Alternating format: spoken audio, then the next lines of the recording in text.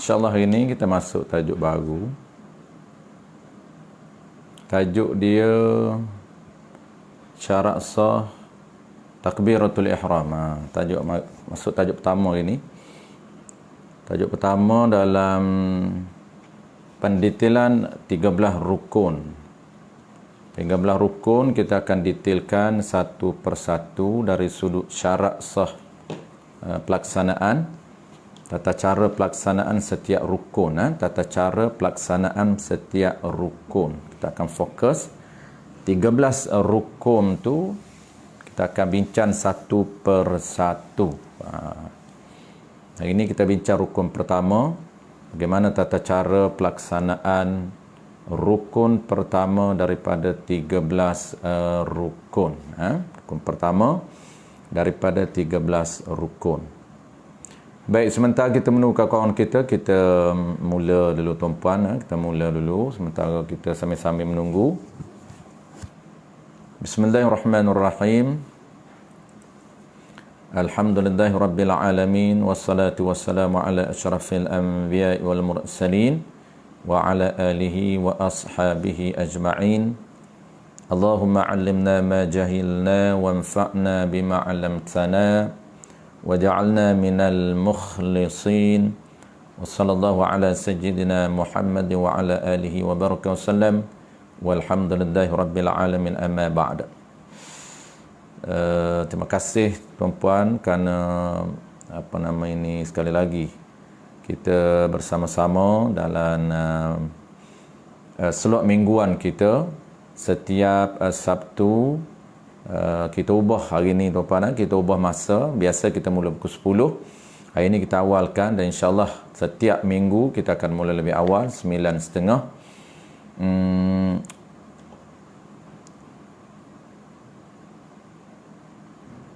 Kita akan bincang tajuk baru pagi ini, iaitu fasal bermula takbiratul ihram, iaitu 21 syarat. Kita akan mula bincang tajuk baru daripada tajuk besar dia 13 rukun sembahyang. Kita nak bincang tajuk besar dia syarat sah 13 rukun. Satu persatu kita akan bincang. Paling penting tajuk ni ialah kita nak tahu setiap satu-satu rukun bagaimana tata cara pelaksanaan, supaya apa yang kita buat, apa yang kita tuturkan dan apa yang kita buat menepati dengan kehendak ataupun menepati dengan peraturan yang telah ditetapkan oleh Allah Subhanahu Wa Taala. Ini antara tajuk yang penting di dalam protokol sembahyang yang sedang kita bincang ini.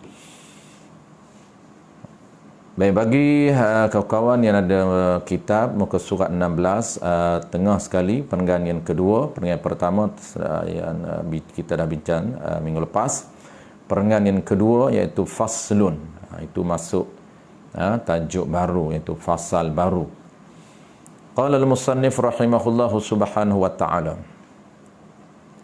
Faslun, bermula takbiratul ihram, iaitu 21 syarat.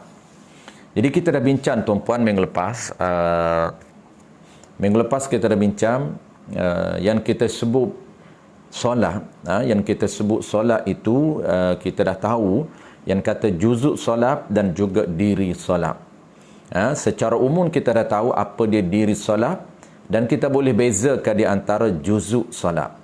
Dan hari ini kita nak bincang pula tuan-puan diri solat ataupun satu solat itu, satu juzuk itu kita nak bincang cara untuk kita buat, cara pelaksanaan satu juzuk solat. Supaya apa tuan-puan? Supaya setiap satu juzuk kita mengerjakan ataupun kita melaksanakan dengan sempurna mengikut peraturan yang telah ditetapkan oleh syariat. Supaya apa? Supaya kesemuanya juzuk 13 itu kita buat dengan sempurna, menepati dengan syariat, barulah dipanggil kita melaksanakan ataupun kita mendirikan perbuatan dan perkataan dalam sembahyang. Barulah kita panggil kita mendirikan solat. Sebab tu kenapa kita nak tahu, kita nak fokus satu persatu.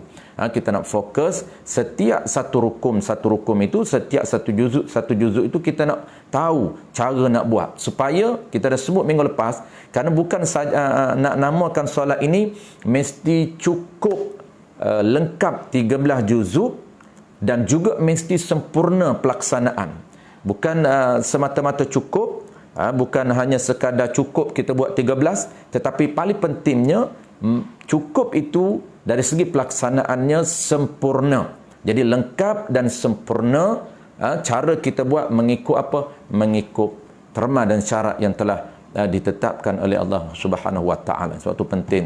Setengah orang dia kira cukup saja. Dia kira fokus rukun 13. Adapun dari sudut kesempurnaan pelaksanaan dia tidak ambil kira. Sebab itulah menyebabkan berlakunya kelompongan, berlakunya perkara yang tidak sah, yang tidak diambil kira. Menyebabkan apa dia tuan-puan? Menyebabkan perbuatan solat kita di sisi Allah Subhanahu wa taala tidak sah. Baik.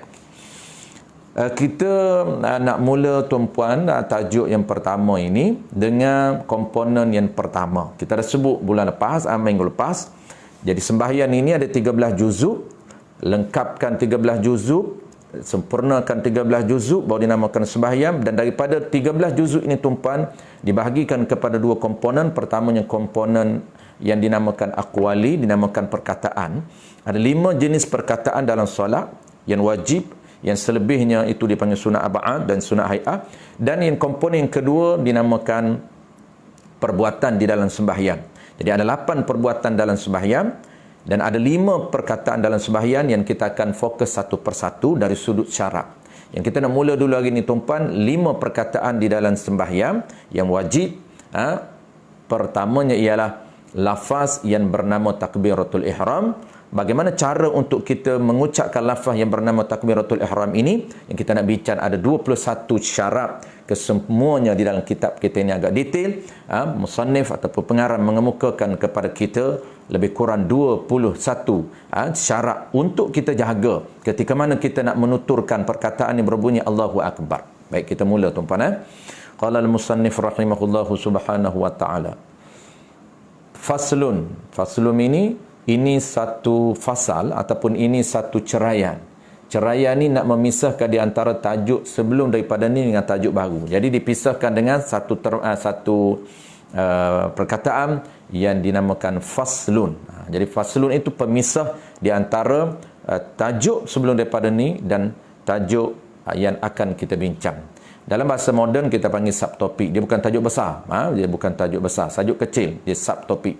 Jadi di antara topik kecil sebelum daripada dengan topik kecil yang kita nak bincang ini dipisahkan oleh perkataan nama dia faslun.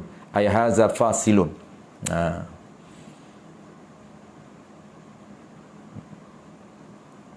Bermula takbiratul ihram.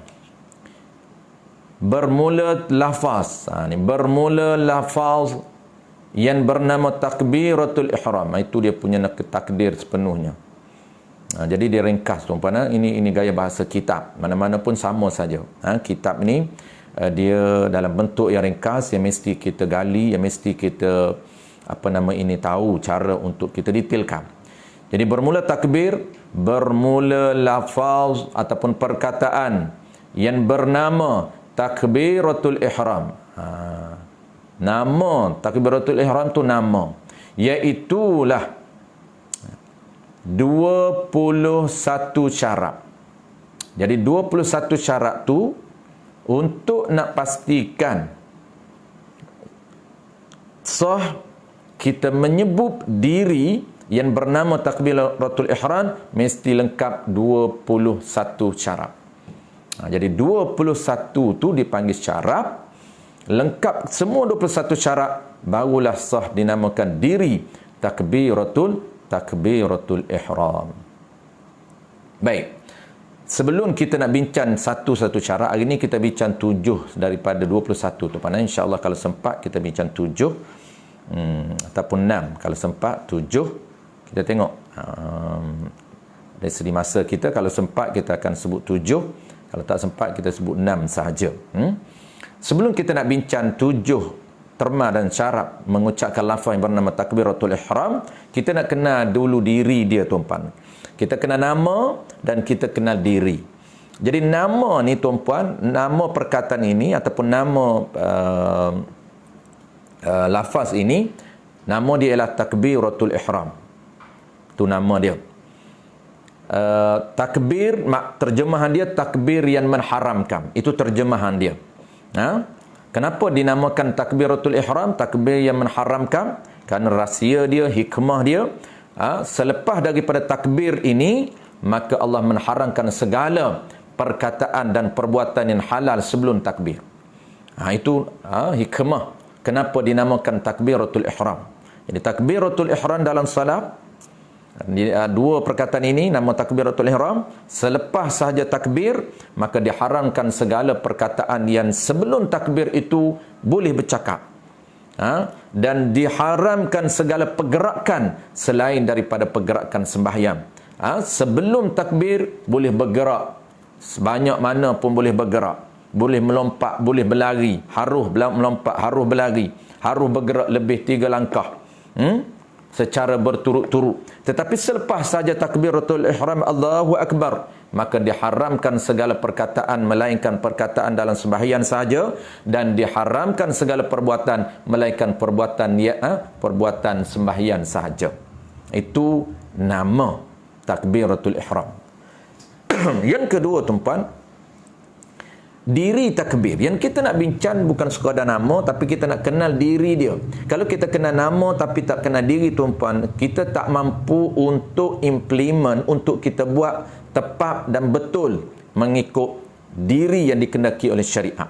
Sebab syariatnya kita nak kena buat diri, bukan nama sahaja. Apabila kita pandai sebut nama tapi dirinya tidak ada dalam minda kita, tak kenal pun apa dia benda, hanya kenal nama, maka menyebabkan pelaksanaannya, menyebabkan ketika kita takbir tidak akan menjadi takbiratul ihram. Kenapa? Kita tak kenal pun apa dia diri takbiratul ihram.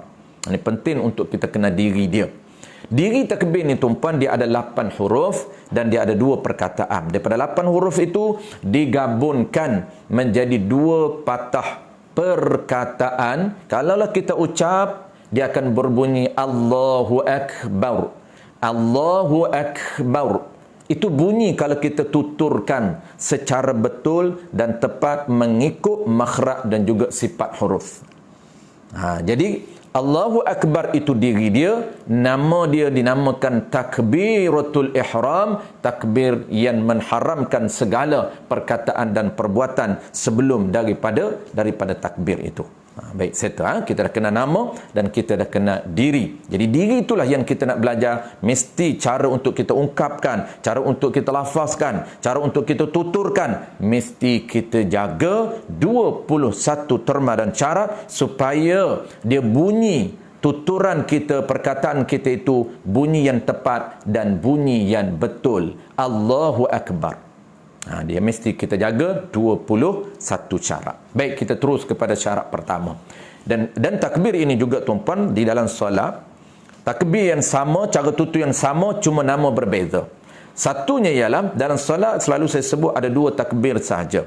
Pertamanya ialah takbiratul ihram, diri dia sama, Allahu Akbar. Yang keduanya ialah takbir intiqal, diri yang sama tapi nama berbeza. Allahu Akbar, takbir perkataan yang sama ataupun diri yang sama, cuma nama berbeza. Ketika dia berada di hadapan Allahu Akbar, itu nama takbiratul ihram. Selepas takbiratul ihram, ada satu lagi takbir yang disyariatkan oleh Allah Subhanahu wa taala dalam solat. Nama dia adalah takbir intiqal, iaitu takbir yang disyariatkan untuk berpindah ke rukun lain. Maka ada syariat yang Allah tetapkan yang mesti kita tuturkan dengan perkataan yang sama, iaitu takbir yang sama juga, cuma dia berada pada tempat yang lain. Nak rukuk, maka takbir Allahu Akbar. Nak sujud, nak meninggalkan i'tidal, nak terus ke rukun yang lain, nak terus ke rukun sujud, maka ada syariat yang nama dia takbir intiqal. Takbir nak berpindahnya daripada i'tidal kepada sujud, maka ada suara yang dituturkan, yang disyariatkan supaya kita menutur Allahu Akbar. Ini saya selalu sebut tuan-puan, ada rahsia dia, ada hikmah dia. Sebab penting untuk kita tahu. Kadang-kadang kalau kita tak tahu, kita tak tahu bila mula nak bergerak ketika kita ikut imam. Ini penting. Ketika mana kita nak bergerak, ketika kita ikut imam, antara salah satu cara untuk kita mula bergerak. Kalau kita tak tengok real imam, tak nampak imam depan kita, kita boleh berpandukan kepada takbir intiqal. Bila kita nak mula bila kita nak stop. Ataupun kita panggil, bila mula kita nak mula ikut imam, iaitu berpandukan kepada takbir intiqal imam. Apabila imam sujud, bila mula kita nak turun sujud.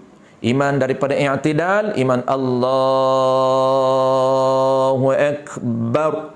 Bar saja imam, maka kita mula turun, mula bergerak. Ini pun banyak tuan-puan, kalau kita tengok majoriti di kalangan jemaah, dia ikut imam tanpa panduan yang jelas, tanpa etika yang jelas. Kadang-kadang tak ambil cakna tentang etika mengikut imam, dia main redah sahaja, menyebabkan kesan ataupun implikasi kepada status ataupun kepada pahala jemaah dia. Kerana ada hukum di situ, hukum serentak dengan iman makruh yang boleh meluputkan fadilat jemaah 27. Sangat besar kesan dia, sangat rugi. Kalau kita nak target 27 pahala mengikut imam, mesti kita ambil tahu, mesti kita belajar panduan mengikut imam. Kerana ada hukum-hukum yang telah ditetapkan oleh Allah Subhanahu wa taala, ada hukum makruh mengikut imam, ada hukum haram lagi batal mengikut imam, dan ada hukum sunat dan afdal. Macam mana cara untuk kita maintain supaya pahala 27 itu terjaga, terjamin. Kenapa kita tidak melakukan sebaran kesalahan melibatkan dengan imam? Ini penting. Jadi cara ditumpuan basicnya, hikmah ataupun rahsia Allah mensyariatkan takbir intiqal. Dia ada cara. Jadi imam ini pun dia kena tahu cara yang afdal, cara yang akmal. Mula dia bila dia bar. Dia ada cara untuk dia matchingkan dengan pergerakan. Supaya apa? Supaya imam makmum di belakang ini boleh menjadikan panduan. Imam sebagai panduan bila mula dia nak bergerak. Sebabnya tuan-puan, maksud ikut imam, solat jemaah ini, ikut imam ni apa ikut imam? Ikut imam ini apabila imam menyelesaikan ataupun sempurna melakukan satu rukun, baru kita mula ikut. Baru tidak nama serentak dengan imam. Baru kita mula ikut. Apabila iman sempurna rukuk, baru kita mula turun. Jangan iman separuh jalan kita dah follow, itu tidak dinamakan follow, tidak dinamakan mengikut imam, tidak dinamakan sembahyang secara mengikut iman secara berjemaah. Maksud mengikut ini dari sudut istilah syarak, dari sudut istilah fiqh, pastikan iman selesai ataupun sempurna, melaksanakan satu rukun, baru kita mula bergerak. Mana contoh dia iman sempurna rukuk, kita mula turun. Iman Allahu Akbar, maka kita baru mula Allahu Akbar. Iman Sami'allahu liman hamidah, dah saja dia berdiri betul, kita mula Sami'allahu liman hamidah. Iman nak turun ke sujud, iman Allahu Akbar, rapat ke tempat dahi dia sempurna 7 anggota, kita mula kita mula bergerak turun, Allahu Akbar. Itu dipanggil mengikut imam. Jangan iman separuh jalan kita dah mula turun, itu dipanggil serentak dengan iman, implikasinya besar, makruh dan luput fadilat jemaah.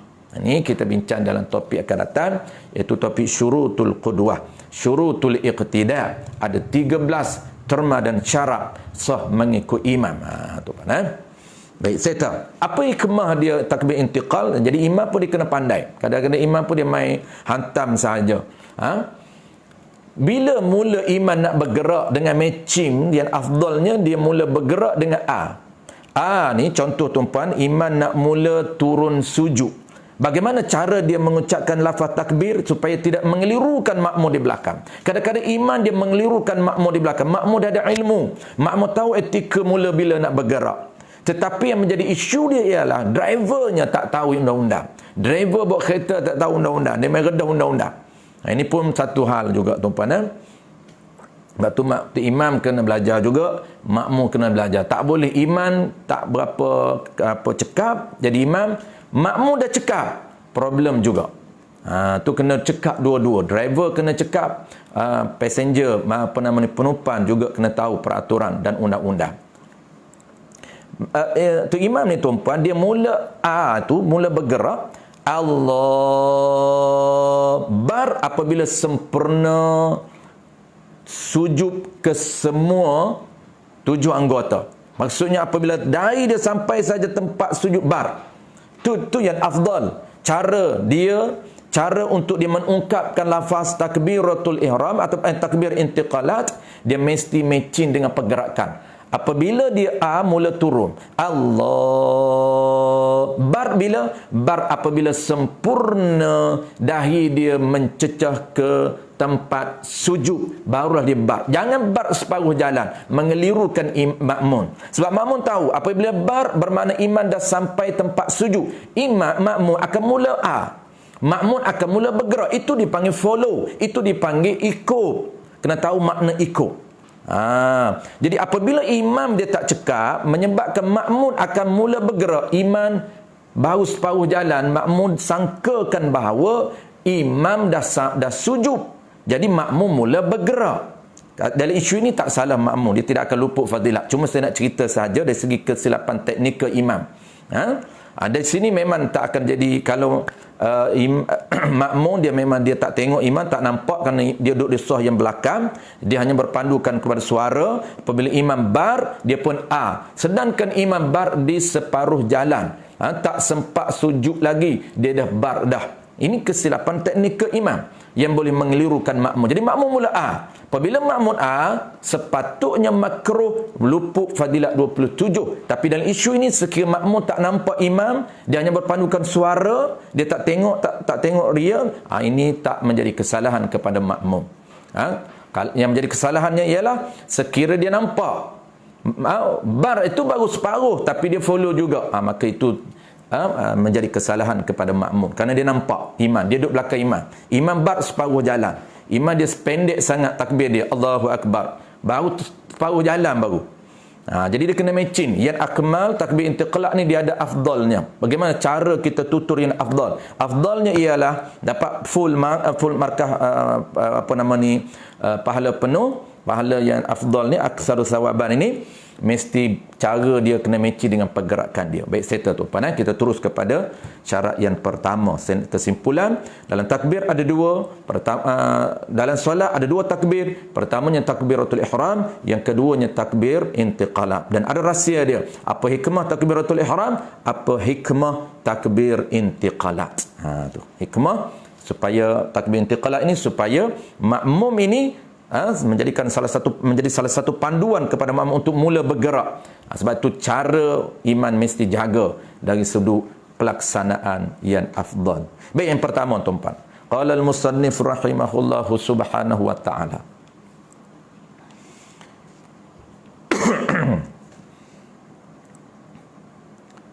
yang pertama, iaitu tu nombor 1. Dia tak nomborkan di sini, dia rangkumkan 21 tu tanpa nombor. Jadi kita kena nombor lah.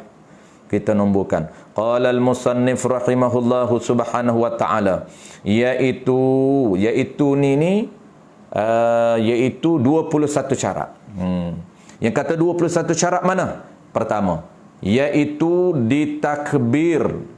Yani diucapkan lafaz takbir. Tu di takbir tu diucap lafaz takbir. Takbir kena takdirkan. Diucapkan lafaz takbir itu, ucap tu dengan bahasa Arab. Kena ucap dengan bahasa Arab. Bagi orang yang mampu, ini kuasa tu bagi orang mampu. Bagi orang yang kuasa, ini orang yang mampu dengan bahasa Arab. Dia takbiratul ihram ni dia agak ringan sedikit syarat dia. Sekiranya orang tak mampu dengan menggunakan bahasa Arab, tak boleh sebut walaupun satu huruf. Tak boleh sebut tak boleh sebut Allah, tak boleh sebut. Satu patah perkataan pun tak boleh sebut, apatah lagi dua patah.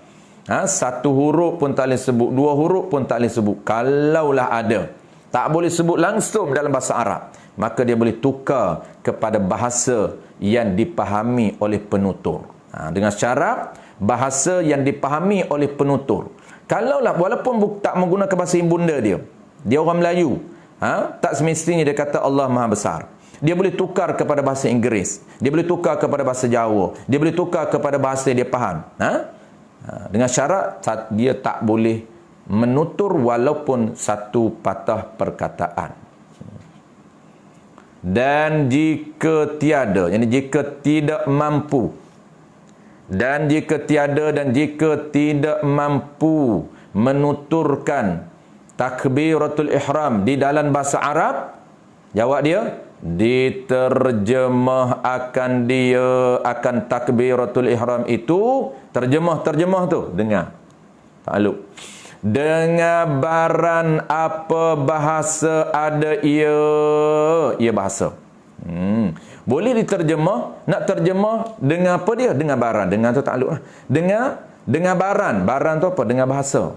Ni gaya bahasa kitab ni tuan-tuan, dia banyak guna baran. Ma tu min siaril umum. Maksud baran di sini ni baran apa? Dengan bahasa. Dengan bahasa apa? Ada ia bahasa. Dengan menggunakan apa bahasa sekalipun yang dia faham. Dengan syarat kena guna bahasa dia faham. Tak boleh guna bahasa dia tak faham. Dia nak terjemah, kena terjemah daripada Arab kepada bahasa yang dia faham. Kalau dia bahasa orang Melayu, dia fahamlah Allah Maha Besar, terjemah kepada Allah Maha Besar. Kalau dia faham bahasa Inggeris, dia boleh juga guna bahasa Inggeris walaupun dia orang Melayu. Asalkan bahasa yang dia faham. Boleh guna bahasa Inggeris. Allahu Akbar tak boleh. Allah Maha Besar dia faham, tapi dia saja nak guna bahasa Inggeris. Boleh guna bahasa Inggeris. God is great. Contohlah, boleh. Habis, satu cara mudah saja. Syarat pertama ni simple, mesti menggunakan bahasa mesti menggunakan bahasa Arab bagi mereka yang mampu. Sekiranya orang yang tak mampu, yang ni tak boleh langsung nak sebut huruf, maka dia dibenarkan untuk terjemah ke dalam bahasa yang dipahami oleh penutur. Baik, syarat yang kedua. Qala al-musannif rahimahullahu ta'ala. Dan tu ataf pada kata dilafaz dengan bahasa Arab. Yang ini nombor 2. Ini syarat yang kedua. Dia tak nomborkan. Dan dengan lafaz Allah. Dengan lafaz Allah. Syarat yang kedua, kena mengucapkan dengan lafaz Allah. Kan diri dia ada 2 perkataan. Allahu Akbar. Tu diri takbiratul ihram. Nama dia takbiratul ihram, diri dia ada 2 perkataan, ada 8 huruf. Kalau sebut bunyi dia Allahu Akbar. Jadi syarat yang kedua tuan-puan, kita mesti menggunakan perkataan Allah, tak boleh guna perkataan lain. Tak boleh kita nak menggunakan perkataan lain. Contoh, sebab Allah itu dia panggil Ismu A'zam, nama yang a'zam, yang tertinggi, yang terbesar, yang eksklusif.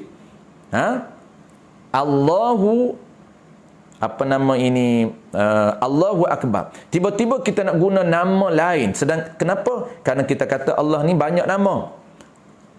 Allah itu salah satu daripada nama, tapi Allah itu nama a'zam dia, nama yang tertinggi dia, nama yang terbesar dia, nama yang eksklusif dia.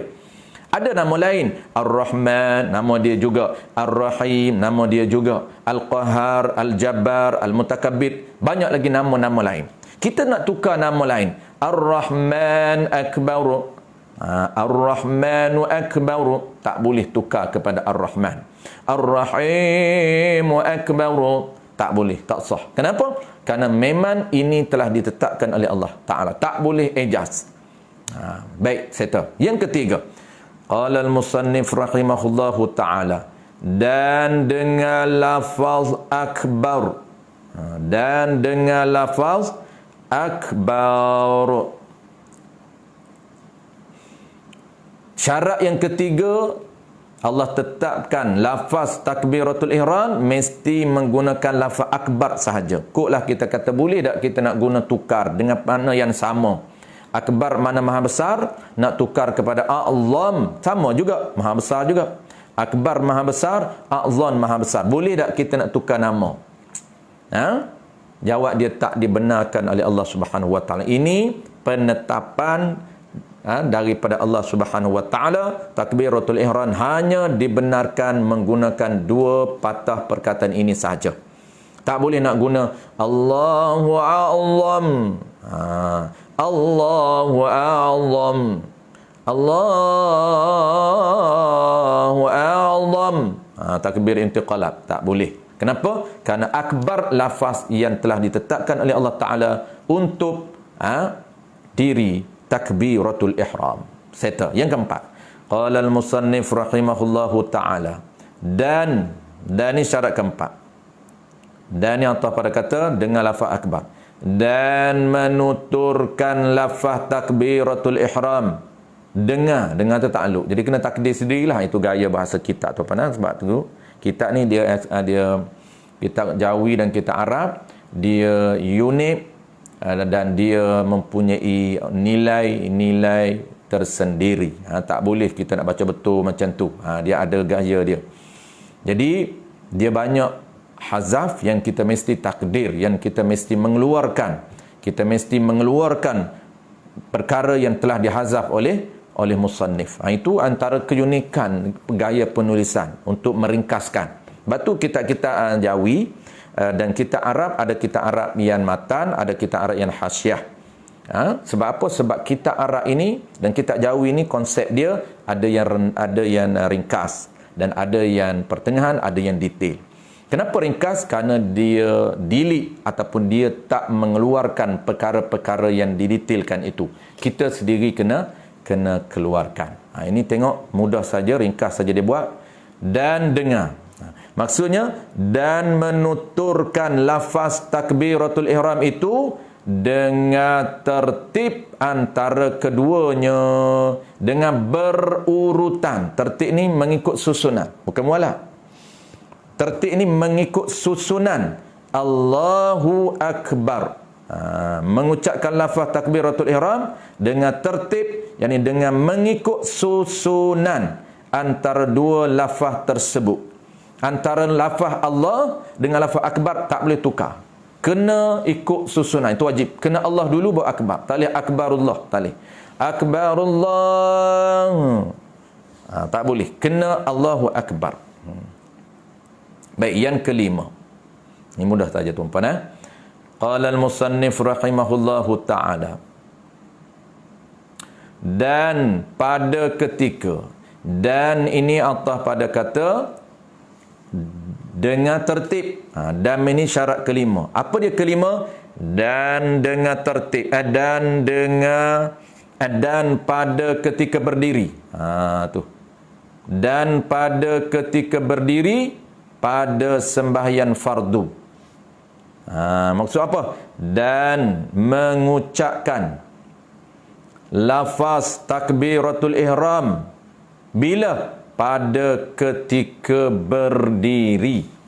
Pada ketika berdiri. Bila tu? Pada nisbah sembahyang fardu. Jadi mengucapkan lafaz takbiratul ihram ketika berdiri, ketika qiyam. Bila? Nisbah sembahyang fardu. Nisbah sembahyang fardu. Bagi orang yang mampu. Syarat dia ada dua syarat. Kita ulang sekali lagi tuan-tuan, yang ini kita akan detailkan sedikit supaya tidak menjadi kesilapan apabila kita implement nanti, sebab ramai juga di sini berlaku kesilapan. Dia kata dia tak larap, terus pergi duduk takbir Allahu akbar. Ini bahaya kalau kita tak tahu kat sini. Saya ulang sekali tuan-tuan, di sini kita nak fokus sedikit sebab dia ada isu di sini yang kita nak bincang. Baik, mengucapkan lafaz takbir Allahu akbar ni, syarat dia kena ucap lafaz Allahu akbar dalam keadaan berdiri. Satu, bagi dalam sembahyang apa ni? Sembahyang fardu. Ingat, main sunat boleh, main sunat duduk boleh. Bagi orang yang tak mampu ke tak mampu sama. Kalau dia mampu berdiri, sembahyang sunat dia boleh duduk terus. Apatah lagi dia tak mampu berdiri, boleh duduk. Kalau dia mampu berdiri pun, kalau sembahyang sunat dia boleh terus duduk. Cuma pahalanya separuh daripada pahala duduk. Rugilah. Ada juga orang dia larap saja je, nak sembahyang duduk. Bukan tak larap, dia larap. Cuma saja nak sembahyang sunat duduk. Boleh? Ya, boleh. Cuma rugi pahala. Pahala tak dapat full lah. Pahala dapat separuh daripada full mark. Daripada pemarkahan. Daripada satu tu dapat separuh. Baik. Cara bagi sembahyang fardu, kita fokus sembahyang fardu. Sembahyang fardu mesti takbir dalam keadaan yang berdiri. Dalam keadaan berdiri bagi mereka yang mampu. Bagi mereka yang mampu. Sini yang kita nak jaga tuan-tuan. Apa maksud mampu ni? Di sini tempat yang berlaku kekeliruan. Maksud dia tuan-tuan, mampu berdiri ketika dia mengucapkan lafaz Allahu akbar. Dia boleh berdiri. Walaupun selepas daripada tu dia tak mampu berdiri, dia boleh duduk. Dia boleh duduk.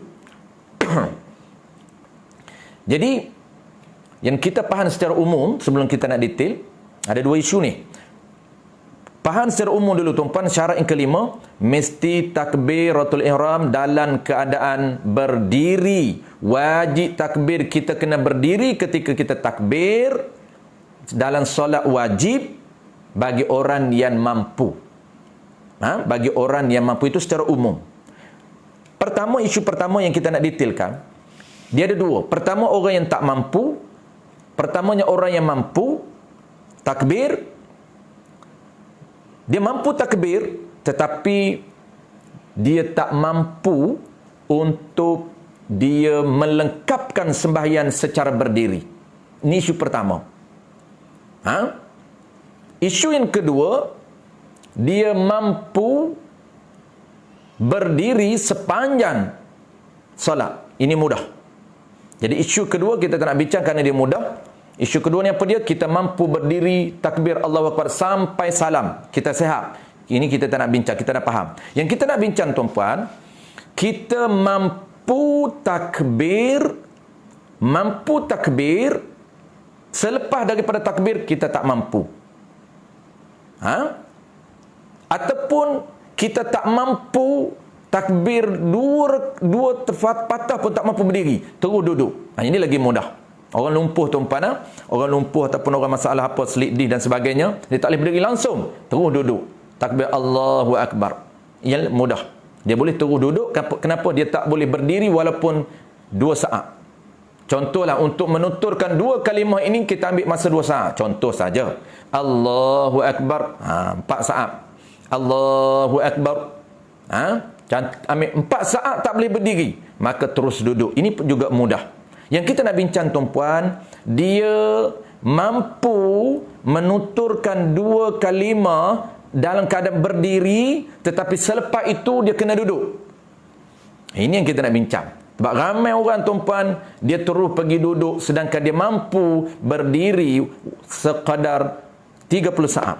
Mampu berdiri sekadar 5 saat. Tetapi dia terus duduk. Ini tak sah salat dia. Kenapa? Kerana syarat sah menuturkan kalimah, 2 kalimah, takbir ini mesti berdiri. Dia mampu berdiri, mesti berdiri, baru dia duduk. Contoh tuan-puan. Contoh macam mana? Contohnya dia sakit, tak kisah sakit apa pun. Sakit lutut ke, sakit tak boleh berdiri. Ini kita tak boleh berdiri.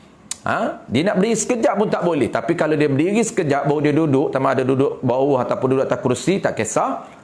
Ceritanya dia boleh berdiri sekejap, baru dah dia duduk atas kerusi, ataupun dia duduk bersila, ataupun duduk dalam tahiyat akhir, duduk tahiyat awal. Dia berdiri dulu. Dia berdiri, takbir Allahu Akbar. Kemudian dia tak mampu untuk meneruskan dalam keadaan berdiri. Baca Al-Fatihah, Bismillahirrahmanirrahim, Alhamdulillahirabbil alamin, habis Fatihah waladhdallin. Dia baru dia rasa sakit, dia tak boleh nak meneruskan, ketika tu dia boleh duduk. Ketika tu baru dibenarkan dia duduk. Kenapa? Kerana ketika tu baru dia dinamakan tak mampu nak berdiri. Baru dinamakan tak mampu nak berdiri, tak mampu nak berdiri. Kalau dia boleh berdiri, dia mampu berdiri sempat untuk apa? Untuk melengkapkan perkataan, 2 perkataan Allahu Akbar. Tak boleh dah, terus duduk. Tak boleh lama berdiri dia ni, sakit dan sebagainya. Allahu Akbar, tu baru boleh duduk. Tetapi kalaulah dia mampu takbir Allahu Akbar, lepas Allahu Akbar boleh habis Fatihah. Ya, tak sakit lagi, teruskan habis Fatihah. Apabila selesai Fatihah, tak sempat selesai surah, dia dah sakit, duduk. Dan ini tuan-puan, paling penting, ingat, dia jangan duduk sampai habis main wajib lain. Kalau rakaat yang kedua dia mampu balik, boleh berdiri, kuat badan, wajib dia berdiri balik rakaat yang kedua. Dan berdiri rakaat kedua sampailah habis Fatihah, tak sempat lagi surah baca surah, sakit balik, dibenarkan duduk balik. Dan duduk tu qadar mana? Qadar dia tak mampu nak berdiri, sakit. Tapi kalau rakaat ketiga dia mampu balik berdiri, walaupun 1 minit 2 minit, dia wajib berdiri balik. Inilah pelaksanaan sebenar. Kenapa? Kerana semain wajib berdiri sebagai orang yang mampu. Nak takbiratul ihram wajib dalam keadaan berdiri. Rakaat keempat dia tak mampu, dibenarkan duduk. Sampailah tahiyat dia tak mampu, duduk sampai salam. Itu cara pelaksanaan yang sebenar. Bukan dia ambil borun, bukan dia ambil pukal. Dia main pukal apabila dia kata saya tak boleh berdiri. Sedangkan dia boleh berdiri 1 rakaat. Sedangkan dia boleh berdiri sekadar takbiratul ihram. Tiba-tiba dia ambil pukal, semuanya dia duduk. Tidak sah solat dia. Kenapa? Kerana solat sembahyang wajib mesti takbir wajib, takbir dalam keadaan berdiri bagi mereka yang mampu. Ingat syarat tu. Berdiri ni, takbir berdiri ni bagi mereka yang mampu. Mampu qadar mana? Inilah perincian. Ada kemampuan qadar dia berdiri hanya qadar 2 sempat untuk dia takbir sahaja, lepas tu sakit, boleh duduk. Rakaat kedua mampu balik, berdiri balik. Rakaat ketiga tak mampu, duduk. Rakaat keempat mampu, berdiri balik. Tahiyat tak mampu, duduk balik. Itu dia cara cara yang sebenarnya.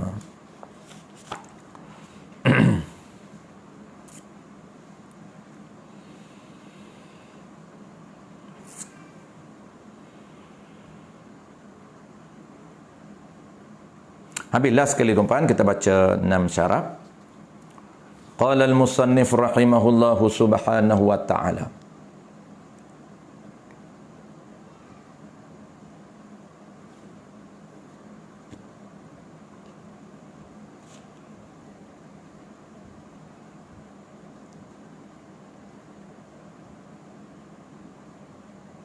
Dan yang keenam,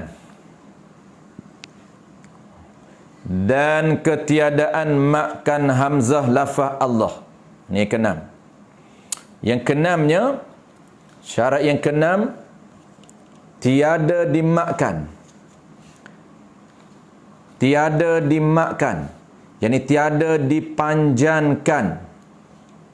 Tiada dimakkan, yakni tiada dipanjangkan bacaan hamzah pada lafaz Allah.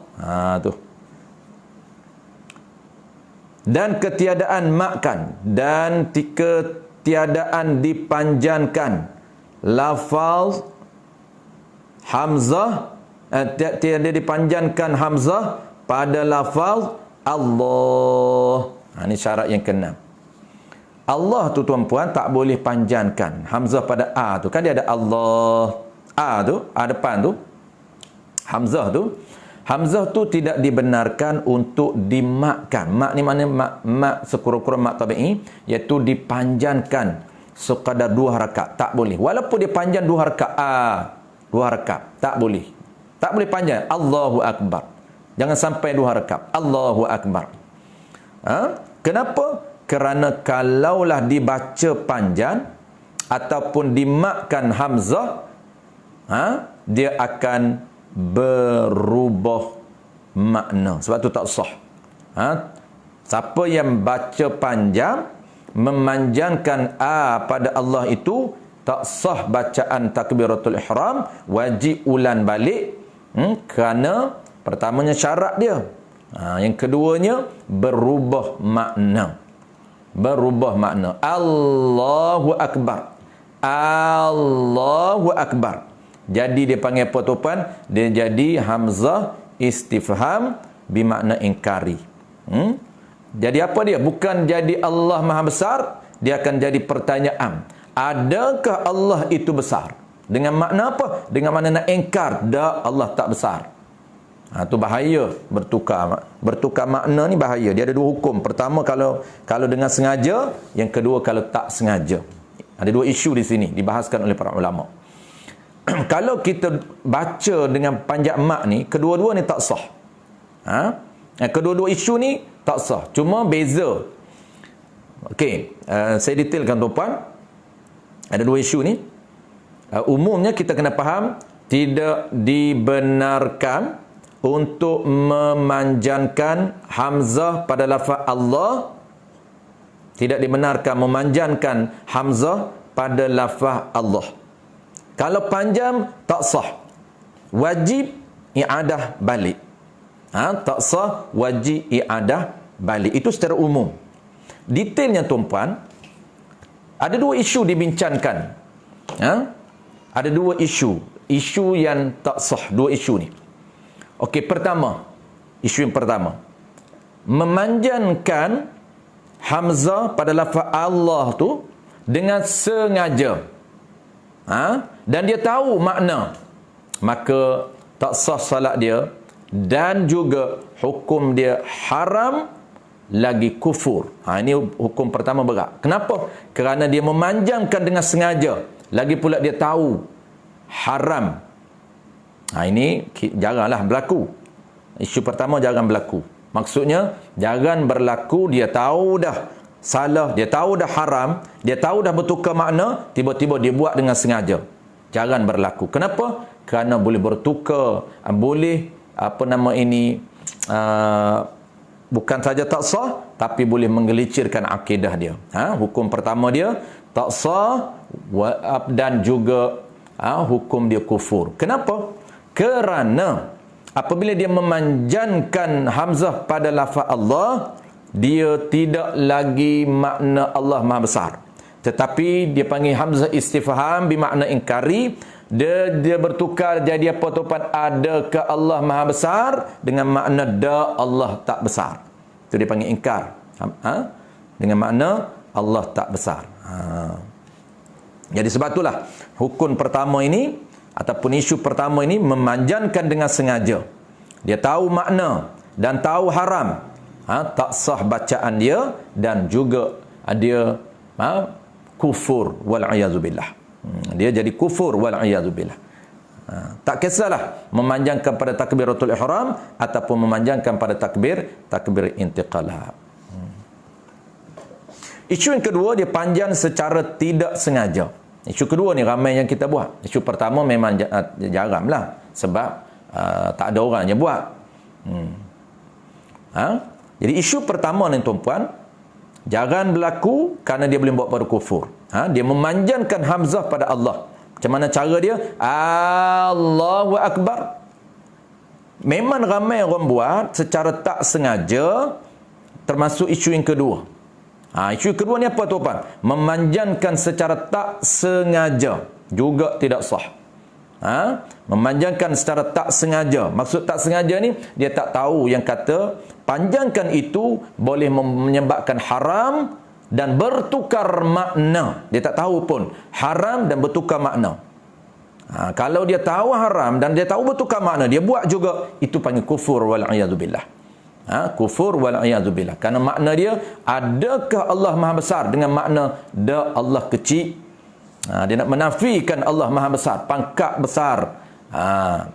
Jadi isu yang kedua ni panjangkan secara tak sengaja. Dipanjang macam mana? Allahu Akbar. Dia nak, biasanya berlaku ni banyak tuan orang was-was lah. Orang was-was. Dia nak masuk. Orang was-was ni dia tak masuk takbir. Tak masuk apa kita pun tak tahu. Tak masuk niat lah. Tak masuk niat. Dia tak tahu niat tu apa dia. Sebab tu yang payah nak masuk tu. Dia tak mengaji bab niat. Sebab tu bab niat ni kena mengaji betul-betul tuan-puan. Kita dah belajar sebelum pada ni.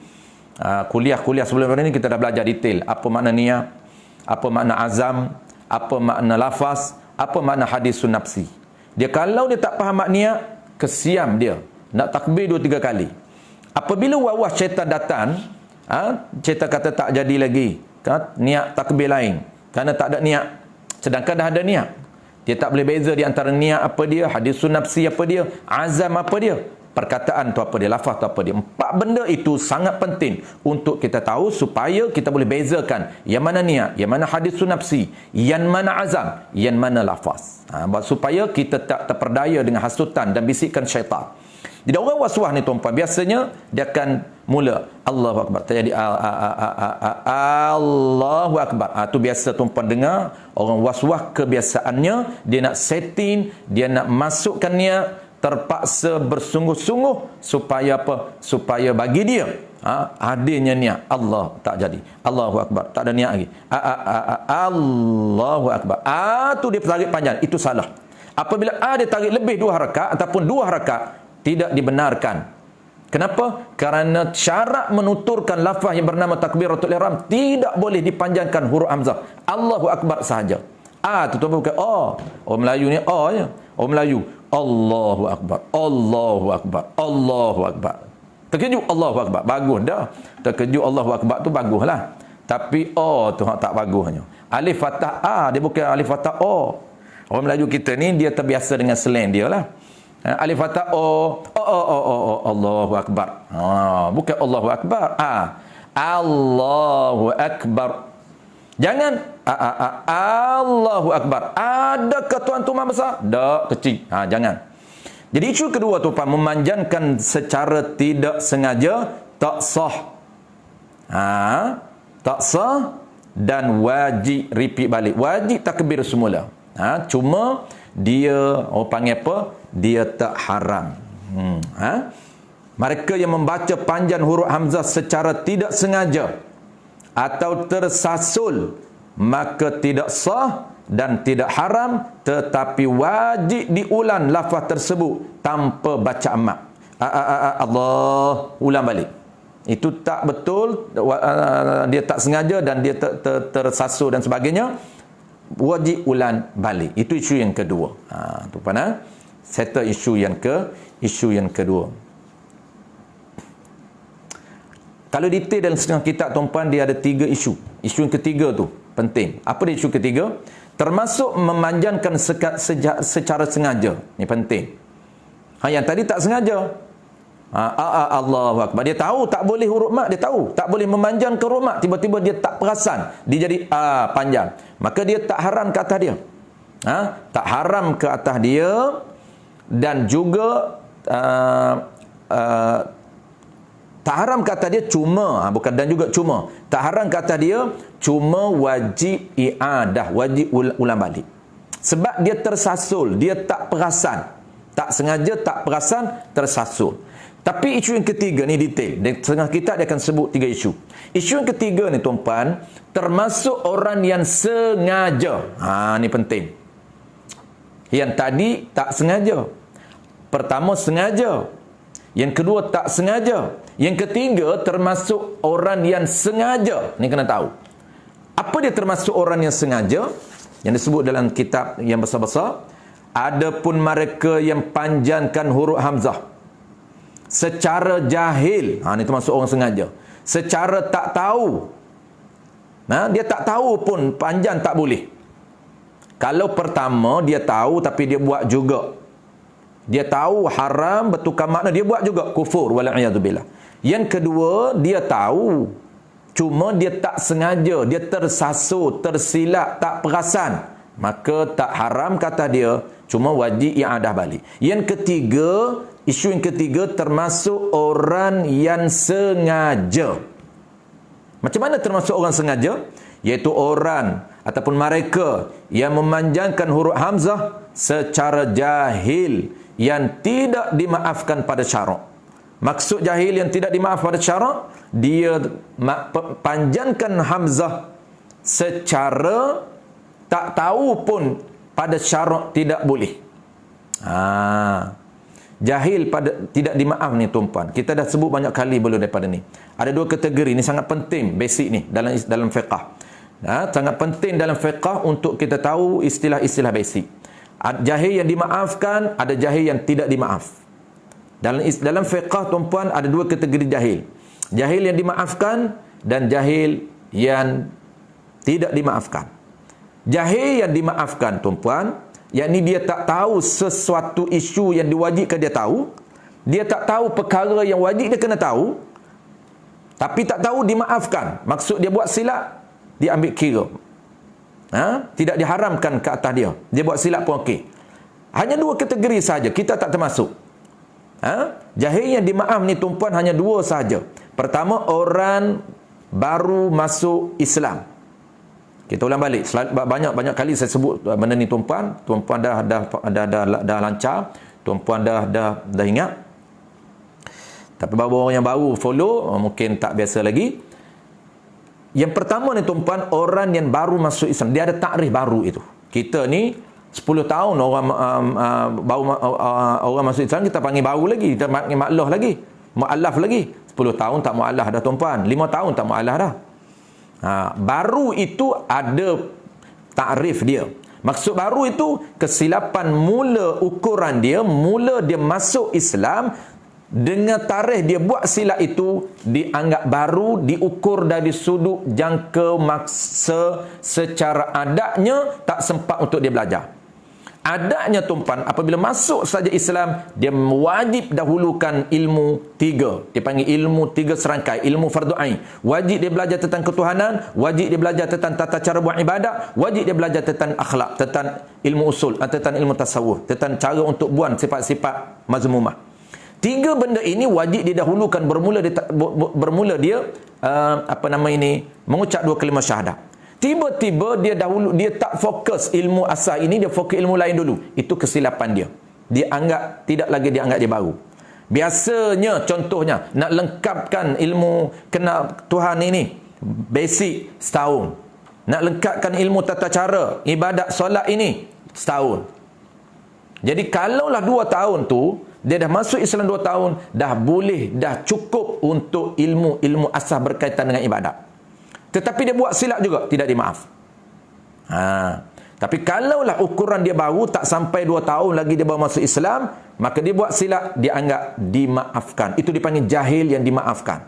Yang kedua, jahil yang dimaafkan yang kedua ialah orang yang jauh daripada ulama. Maksud apa? Orang yang jauh daripada guru yang boleh mengajar dia perkara yang dia nak ajar. Contoh tuan-puan, dia nak belajar tentang perkara basic, bagaimana cara menuturkan Allahu Akbar. Tak boleh panjangkan A. Guru yang boleh ajar tentang Allahu Akbar ni jauh daripada dia. Dan jauh ini ada 2 makna. Pertama, jauh dari sudut jarak, jauh betul. Dia tak mampu nak pergi. Kalaulah dia mampu walaupun lebih pada 2 marhalah, wajib dia pergi. Dia ada kenderaan, dia ada keuangan, boleh, wajib dia pergi cari. Tapi kalau dia tak mampu, jarak jauh dan keuangan pun tak ada, dikira dia lemah. Lemah apa? Jahil, nak cari guru yang boleh ajar Allahu Akbar. Yang kedua tuan-puan, makna jauh daripada guru yang keduanya ialah ada halangan dan cabaran, ada halangan dan ada ancaman untuk dia sampai kepada guru. Guru lebih kurang 2 km daripada rumah dia saja, tetapi dia nak sampai ke rumah guru untuk belajar Allahu Akbar, ada ancaman. Dan ancaman dia ambil kiranya 2, ancaman harta dia dan ancaman nyawa dia. Kalau dia keluar, orang akan samun dia. Orang akan datang rompak kerana dia berada pada tempat yang tidak selamat. Ataupun ancaman nyawa dia. Ataupun ancaman nyawa isteri dia, tak boleh tinggal. Nyawa anak dia, tak boleh tinggal. Ataupun ancaman harta dia, tak boleh tinggal. Maka menyebabkan dia tak pergi belajar, dimaafkan. Maka hari ini tuan-puan, tidak ada orang yang jahil yang dimaafkan. Kenapa? Kerana kedua-dua syarat tak dapat. Apabila kita tak dapat 2 syarat tuan-puan, dinamakan kita jahil dengan sebab kita tak belajar. Jahil dengan sebab tak belajar, cuai tak belajar, dinamakan jahil yang tidak dimaaf. Tetap termasuk orang yang sengaja buat silap. Tu. Adapun mereka yang panjangkan huruf hamzah secara jahil yang tidak dimaaf. Apa maksud jahil tidak dimaaf? Dia sengaja tak cari guru. Bukan ada ancaman nyawa, bukan ada ancaman harta benda dia, bukan guru jauh. Sengaja dia tak cari guru. Maksud dia ni jahil yang tidak dimaaf pada cara. Maka termasuk orang yang sengaja memanjangkan huruf hamzah. Seolah-olah dia sengaja panjangkan. Sebab apa? Sebab dia sengaja tak cari guru. Ini bahaya kepada orang yang memanjangkan dengan tak belajar tuan-puan, menyebabkan sembahyang dia tidak sah. Kenapa? Kerana cuai daripada mencari ilmu asas tentang cara membaca takbiratul ihram dengan betul, dikira di sisi cara termasuk orang yang sengaja melakukan kesalahan. Contohlah, Allahu Akbar. 50 tahun dah. Allahu Akbar. Dia tak tahu pun manjankan pada lafaz hamzah tu tak boleh. Dan tak tahu itu tak tahu yang tidak dimaafkan oleh syarak. Orang hari ni mudah tuan-puan, dia kata, ustaz saya tak tahu. Bagi dia kalau tak tahu tu dimaafkan oleh syarak. Tak boleh, tak dibenarkan. Bukan tekek tu.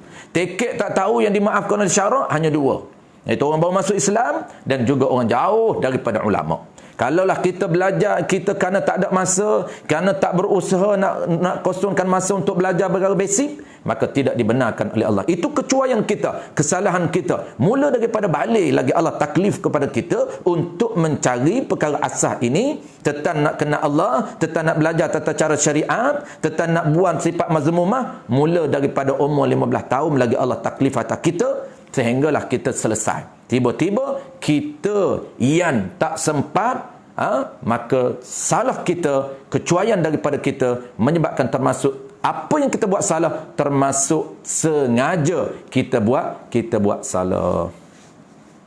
Baik, settle. Itulah dia 3 isu yang kita bincang dalam syarat yang kelima. Syarat yang kelima. Syarat yang ke-6 tuan-puan, syarat yang ke-6, dan insya-Allah syarat yang ke-7 lebih mudah, yang ke-8 kita detailkan balik. Kita sambung minggu depan hari Sabtu pada masa yang sama 9.30 pagi. Kita mula awal sikit untuk supaya kita nak stop awal tuan-puan. Saya pukul 11 biasanya saya ada urusan sikit.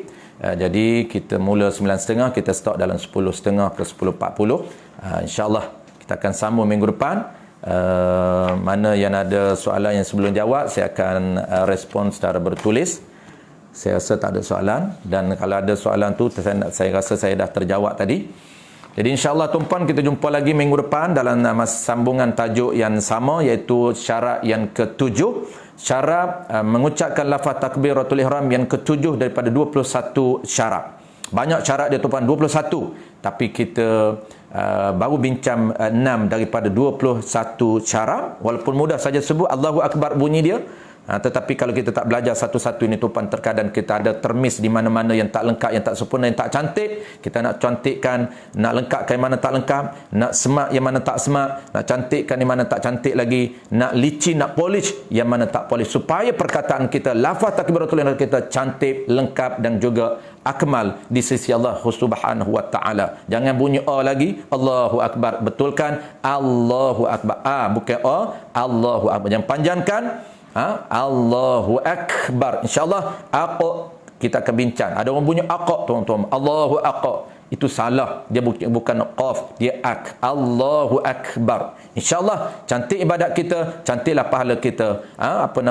Tinggi kualiti ibadat kita, tinggilah kualiti pahala kita. Itulah target kita tuan-puan. Bukan belajar semata-mata free, bukan belajar semata-mata tak nak ke mana hari Sabtu maka belajarlah kita. Tidak, tapi ini tanggungjawab kita untuk pastikan bahawa ibadat kita ini sentiasa di upgrade supaya pahala kita bermutu tinggi. Wallahu a'lam. Terima kasih kepada semua tuan-puan yang sudi mengimarahkan, yang sudi panggil apa tuan-puan, menta'zinkan majlis ilmu, majlis ulang kaji kita. Dan juga terima kasih juga kepada anak muda, gen anak muda yang menyusun program kita pada pagi ini. Mudah-mudahan Allah berikan kebaikan kepada kita, dan Allah berikan keberkatan kepada kita, dan Allah berikan pahala yang berganda kepada kita. Bismillahirrahmanirrahim. Alhamdulillahirabbil alamin. Wassalatu wassalamu ala asyrafil anbiya'i wal mursalin wa ala alihi wa ashabihi ajma'in. Allahumma faqihna fid din wa 'allimna ta'wil wa ja'alna minal ulama'ul 'amilin wa ja'alna min ibadikas salihin wa ja'alna min ibadikal mutatahhirin wa ja'alna min ibadikal 'amilin والصالحين وصلى الله على سيدنا محمد وعلى آله وبارك وسلم والحمد لله رب العالمين. InsyaAllah tuan-tuan, kita jumpa lagi.